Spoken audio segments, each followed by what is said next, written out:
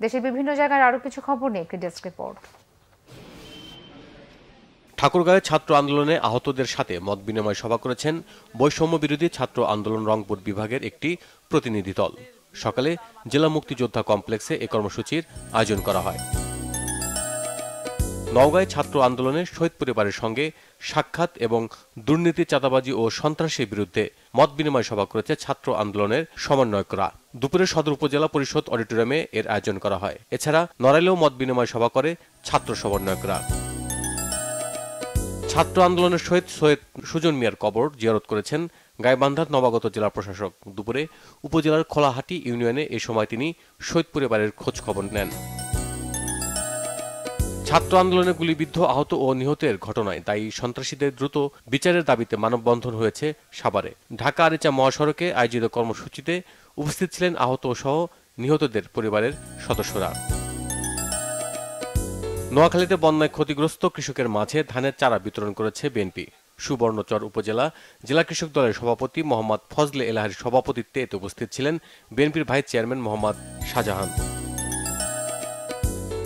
নরসিংদীর রায়পুরা প্রেস ক্লাবের উদ্যোগে কুমিল্লা বন্যা দুর্গতদের মাঝে বিনামূল্যে চিকিৎসা সেবা প্রদান করা হয়েছে। সকাল থেকে বিকাল পর্যন্ত দেবিদ্বার উপজেলার সুবিল ইউনিয়নে এতে উপস্থিত ছিলেন উপজেলা স্বাস্থ্য কমপ্লেক্সের উপসহকারী মেডিকেল অফিসার ডাক্তার পরিতোষ বিশ্বাস ও রায়পুরা প্রেস ক্লাবের ভারপ্রাপ্ত সভাপতি ফরিদ উদ্দিন। বন্যার্তদের সহায়তায় বাংলাদেশ জাতীয়তাবাদী দল বিএনপির কেন্দ্রীয় ত্রাণ তহবিলে ৫ লাখ টাকা অনুদান দিয়েছে জাপান বিএনপি।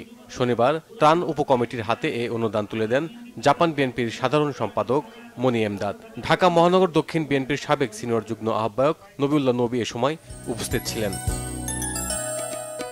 বিএনপির সাবেক সংসদ সদস্য ওয়াদুদ ভুইয়া বলেছেন, ছাত্র জনতার অভ্যুত্থানে পালিয়ে যাওয়া সাবেক প্রধানমন্ত্রী শেখ হাসিনার দেশের শিক্ষাসহ সব সেক্টর ধ্বংস করে দিয়েছে।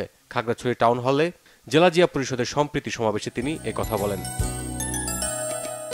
পাবনায় ডিপ্লোমা কৃষিবিদদের সাথে মত বিনিময় সভা করেছে জেলা বিএনপির নেতৃবৃন্দ।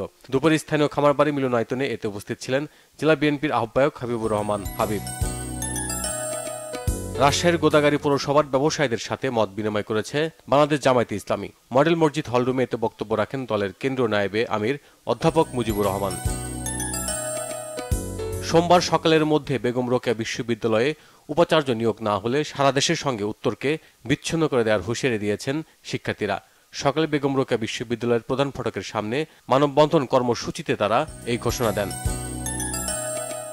প্রিপেইড মিটার স্থাপন বন্ধ করার দাবিতে বিক্ষোভ হয়েছে বরিশালে। সকালে নগরীর অশ্বিনী কুমার হলের সামনে বিদ্যুৎ গ্রাহক ঐক্য পরিষদের আহ্বায়ক দেওয়ান আব্দুর রশিদ নীলু এতে উপস্থিত ছিলেন।